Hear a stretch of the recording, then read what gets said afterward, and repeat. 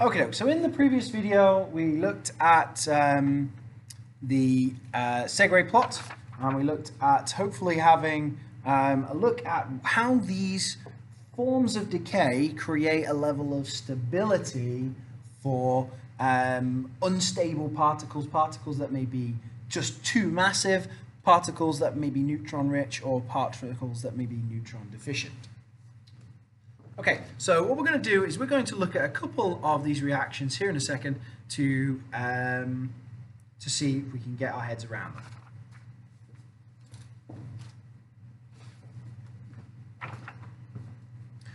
Okay, so first of all, alpha emission. So alpha is probably the most simple one. Here's a nice example. So we get radium.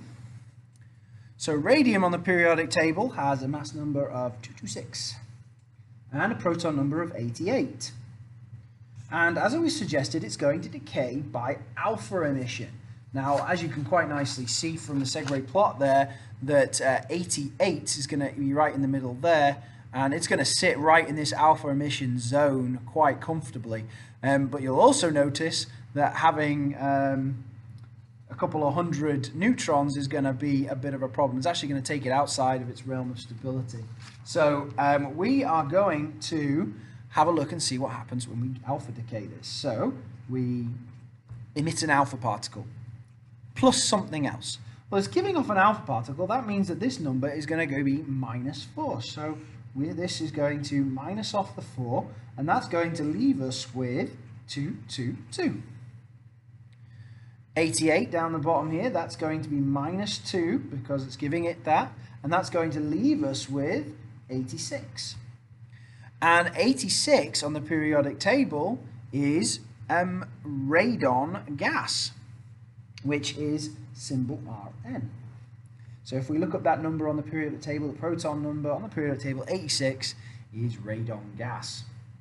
And that's all there is to know about alpha decay. Generally, you can have all kinds of other different things decaying, but each one giving off an alpha particle, and you need to minus off the numbers retrospectively each case. So now to talk about beta negative. So a nice example of beta negative decay is because we can use carbon. And we're talking about carbon-14. Now, carbon in its most stable form runs around as carbon-12. Now, this is carbon-14, very radioactive form of carbon. And as you can tell, it's got a few more neutrons than it would normally have, because normally carbon is 612.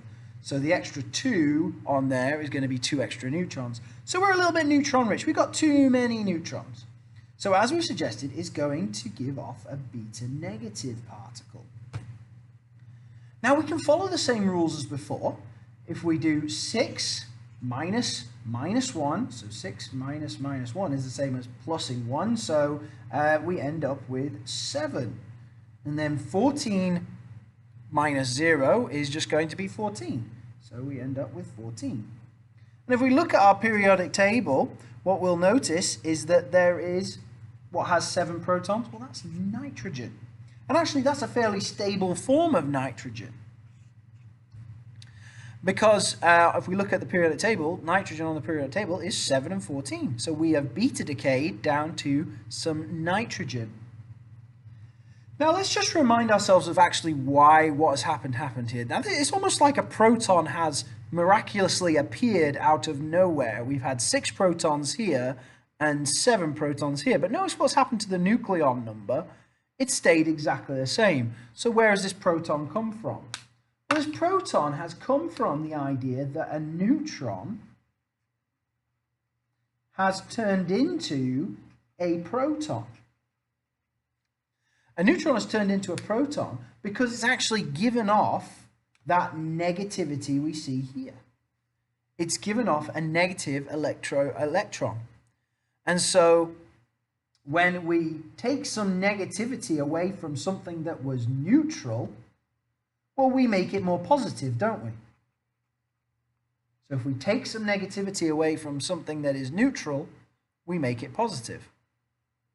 And so when we do this, we can create a proton.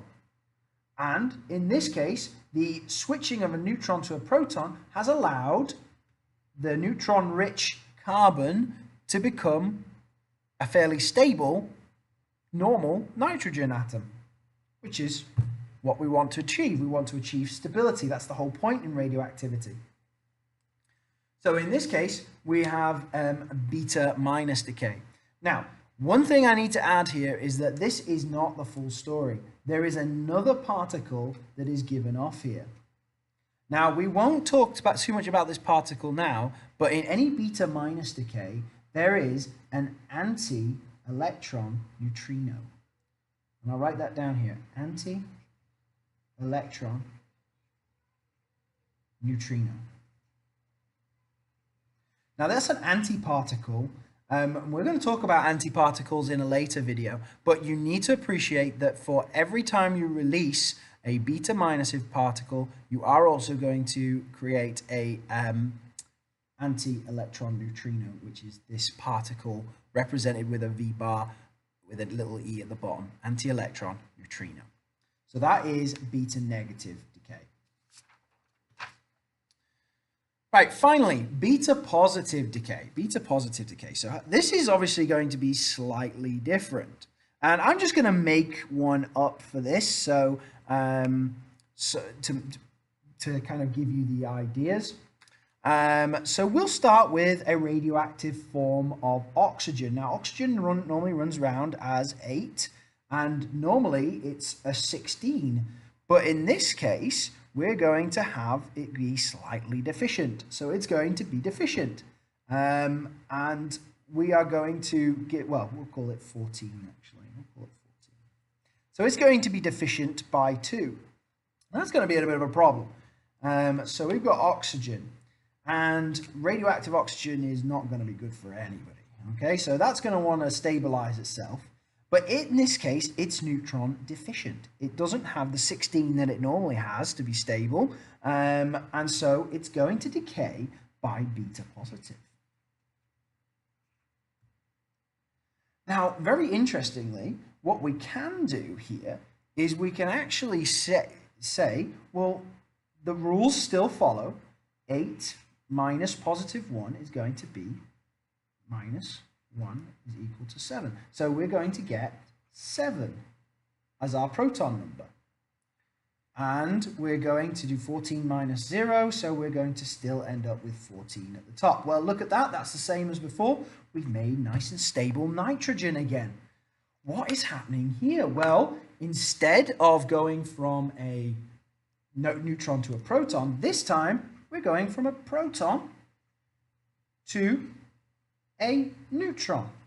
And this one I always find even makes even more sense, because if we look very carefully here, we're giving off a bunch of positive charge. We're giving off a positron. So if I release some positive charge from a proton, from a positively charged particle, it becomes neutral. So it becomes a neutron.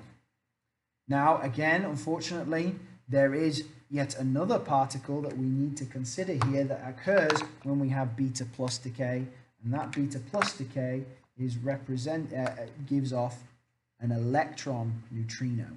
So this time not an anti-electron neutrino, just an electron neutrino. Again, we're going to talk about that electron neutrino and the anti-electron neutrinos later on in the course when we study subatomic particles and antiparticles specifically.